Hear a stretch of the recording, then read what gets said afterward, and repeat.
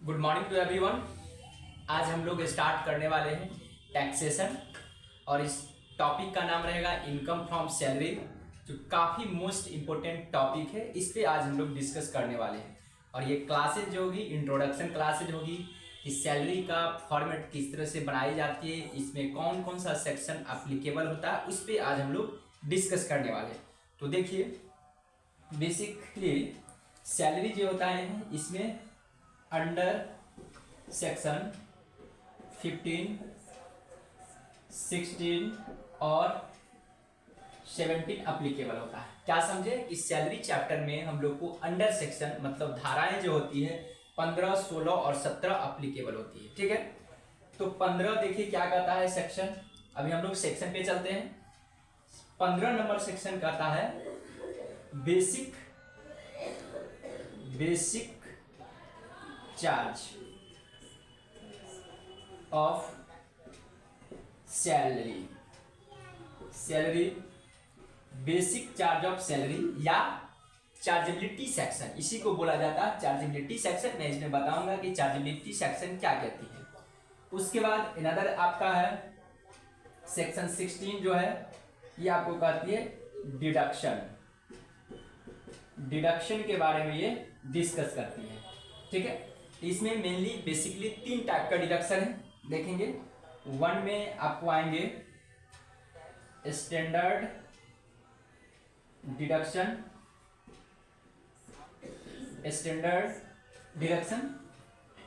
दूसरा आपको आएगा इसमें एंटरटेनमेंट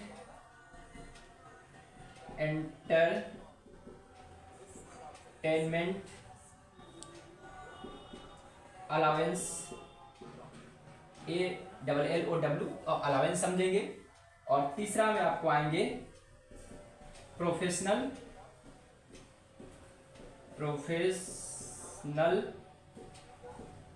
टैक्स या इसी को बोला जाता है एम्प्लॉयमेंट टैक्स। ठीक है, अब रहा बात यहाँ पर सेक्शन जो होती है, इसको मैं थोड़ा सा इस साइड लिखता हूँ क्योंकि यहाँ पर स्पेस की कमी हो गई। ये 17 को मैं यहाँ पे लिखूंगा। ठीक है, ये देखेंगे बेसिकली डिडक्शन में जो आती है स्टैंडर्ड डिडक्शन आपको आती है अंडर सेक्शन 16 1 के अकॉर्डिंग आती है। ये आती है अंडर सेक्शन 16 2 के अकॉर्डिंग आएंगे। ये आती है अंडर सेक्शन 16 3 के अकॉर्डिंग आएंगे। ठीक है, एकदम समझते चलिए। देखिए, बेसिक चार्ज ऑफ सैलरी या चार्जेबिलिटी सेक्शन, यानी कि धारा जो 15 होती है ये बेसिक चार्ज ऑफ सैलरी या चार्जेबिलिटी सेक्शन एप्लीकेबल होती है। मतलब ये कि सैलरी का जो कंप्यूटेशन की जाती है, जब भी टोटल सैलरी का हम लोग टैक्सेबल इनकम निकालते हैं तो इसमें कहा जाता है सैलरी जो होती है ड्यू और एक्रूअल।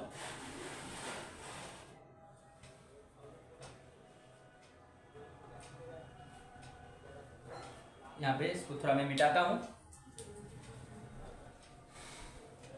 एक्रूअल मतलब ड्यू और accrual basis whichever is earlier के बेसिस पे सैलरी में टैक्स को चार्ज की जाती है। बातें समझ में आ रही है? मतलब कि कोई भी सैलरी या तो ड्यू है या एक्रूअल बेसिस है, उन दोनों में जो पहले होगा उसके बेसिस पे सैलरी को टोटल सैलरी में हम लोग काउंटिंग करते हैं। इसको ही बोला जाता है चार्जेबिलिटी सेक्शन, जो धारा 15 के अकॉर्डिंग आती है। धाराएं 16 जो होती है 16 अंडर सेक्शन जो 16 होती है, इसमें कहता है डिडक्शन मिलती है। डिडक्शन का सेंस ये हुआ कि आपको स्टैंडर्ड डिडक्शन मिलेगा। ये लिमिट है, फिक्स है, 50,000 रुपया तक मिलेगी। ठीक है, ईच एंड एवरी एम्प्लॉय, चाहे वो गवर्नमेंट सेक्टर की एम्प्लॉय है या नॉन गवर्नमेंट सेक्टर की एम्प्लॉय है, मतलब whether employ as a government employ और as a non government employ, सभी को 50,000 रुपये स्टैंडर्ड डिडक्शन मिलती है। एंटरटेनमेंट अलाउंस, यदि कोई गवर्नमेंट एम्प्लॉय है तो एंटरटेनमेंट अलाउंस अंडर सेक्शन 16(2) के अकॉर्डिंग उन्हें डिडक्शन मिलती है, मतलब धारा 16(2) के अकॉर्डिंग। प्रोफेशनल टैक्स, यदि वो प्रोफेशनल टैक्स पेमेंट करती है, इसी को बोला जाता है एम्प्लॉयमेंट टैक्सेशन, तो उसको अंडर सेक्शन 16(3) के अकॉर्डिंग डिडक्शन मिलती है। बातें समझ में आ रही है। और यहाँ पे जो होती है अंडर सेक्शन 16 के अकॉर्डिंग जो होती है प्रॉफिट इन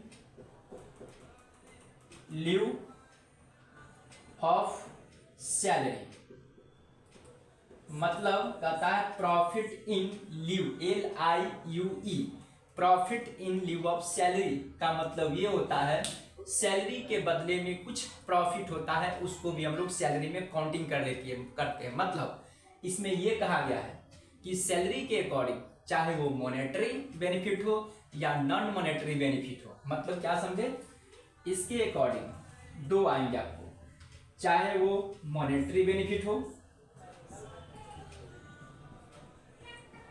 मॉनेटरी बेनिफिट या non monetary benefit, non monetary benefit हो, ठीक है।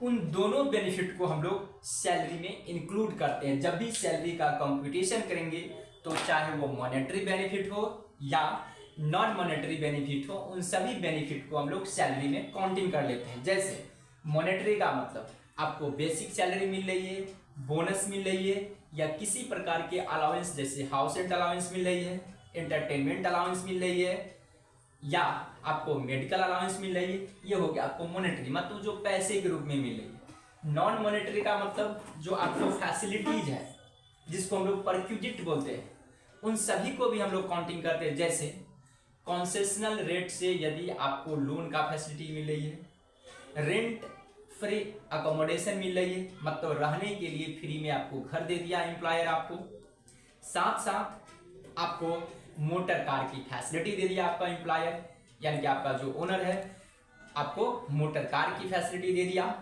ठीक है, इलेक्ट्रिसिटी का फैसिलिटी दे दिया, सर्वेंट का फैसिलिटी दे दिया, वार्डनर का फैसिलिटी दे दिया, ठीक ना, ट्रैवलिंग का कोई फैसिलिटीज दे दिया। इन सभी बेनिफिट को, इन सभी को हम लोग बोलते हैं नॉन मॉनेटरी बेनिफिट, जो कैश के रूप में नहीं दी जाती है, अर्थात वो फैसिलिटी या काइंड के रूप में दी जाती है, उसको बोला जाता है नॉन मॉनेटरी बेनिफिट। तो वैसे भी बेनिफिट को हम लोग सैलरी में काउंटिंग कर लेते हैं, इसलिए बोला गया profit in lieu of salary, ठीक है। यहाँ तक हम लोग समझ गए, यहाँ तक किसी प्रकार को दिक्कत नहीं है। मैं इन चीज़ों को मिटा दिया हूँ, अब नीट एंड क्लीन हो गया। अब मैं आ रहा हूँ कि सैलरी जो होता है उसका फॉर्मेट कैसे हम लोग बनाते हैं, उसका कंप्यूटेशन किस तरह करते हैं। तो इसलिए मैंने यहाँ पर लिखवा दिया हूँ computation of income from salary for the assessment year 2023 और 24, ढूंढना रहा हटो ना, ठीक है। तो कुछ इस तरह से है, मैंने यहाँ पर लिखवा दिया पार्टिकुलर्स अमाउंट। अब देखिए सबसे पहले मुझे लिखना क्या है, तो सबसे पहले लिखना होगा बेसिक सैलरी, बेसिक जो भी होंगे सैलरी उसको लिखनी है, ठीक है। कोई भी बोनस है, बोनस हो सकती है,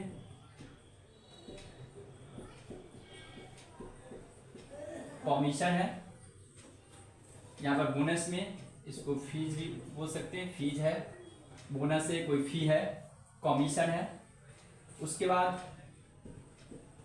हाउस रेंट अलाउंस हो सकती है, ठीक है। इसमें एग्जाम्पशन होती है, इसलिए इस अमाउंट को मैं यहाँ पे लिखूंगा, और इसमें से फिर लिखना पड़ेगा लेस एग्जाम्पशन। एग्जाम्पशन कुछ गवर्नमेंट दे रखी है, उसको मैं लेस कर दूंगा। ये आपको आती है अंडर सेक्शन 1030A के अकॉर्डिंग, जो भी होगा यहाँ पे उसको लेस करके मैं यहाँ पे लिख दूंगा, ठीक है। हम लोग इस तरह से कैलकुलेशन करते हैं। समझ में आ रही होगी बात। फिर किसी भी प्रकार के अलाउंस, जैसे चिल्ड्रेन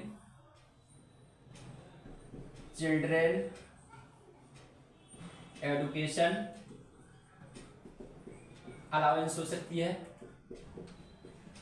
चिल्ड्रेन एजुकेशन अलाउंस हो सकती है, इसको भी मुझे लिखनी है, ठीक है। या एनी अलाउंस कोई भी हो सकता है, जैसे यूनिफॉर्म अलाउंस हो सकती है, ट्रेवलिंग अलाउंस हो सकती है, ट्रांसपोर्ट अलाउंस हो सकती है, डॉग अलाउंस हो सकती है, ठीक है। बहुत सारे अलाउंस है, या रेंट फ्री अकोमोडेशन हो सकती है, rent free accommodation. Rent free accommodation का मतलब आपको रहने के लिए एम्प्लॉयर फ्री में घर प्रोवाइड कर दिया, वो आपको कहलाएगा रेंट फ्री अकोमोडेशन। या आपको मोटर कार का फैसिलिटी, तो उसको बोल सकते हैं वैल्यू ऑफ मोटर कार। ठीक है, इन सभी को ऐड कर दूंगा।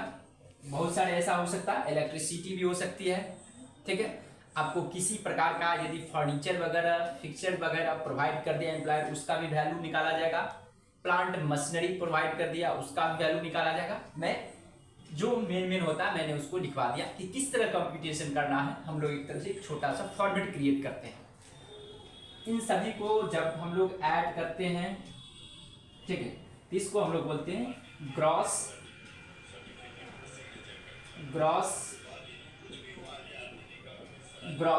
सैलरी। ठीक है, अब मैं इसमें से लेस करूंगा, लेस डिडक्शन में आपको लेस किया जाएगा सबसे पहले स्टैंडर्ड डिडक्शन अंडर सेक्शन 16(1) के अकॉर्डिंग, ये आपको फिक्स होती है अमाउंट 50,000, चाहे किसी भी प्रकार का एम्प्लॉय क्यों ना हो, चाहे वो गवर्नमेंट सेक्टर की हो, चाहे वो नॉन गवर्नमेंट सेक्टर की हो। ठीक है, इसको स्टैंडर्ड डिडक्शन पढ़ेंगे। उसके बाद एंटरटेनमेंट अलाउंस होगा, ये होगा आपको अंडर सेक्शन 16(2) के अकॉर्डिंग। उसके बाद आपको होंगे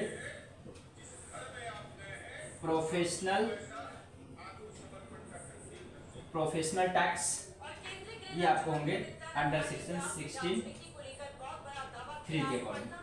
ठीक, ये होगा, यहाँ पे हम लोग ऐड कर देंगे। इसको बोला जाएगा टैक्सेबल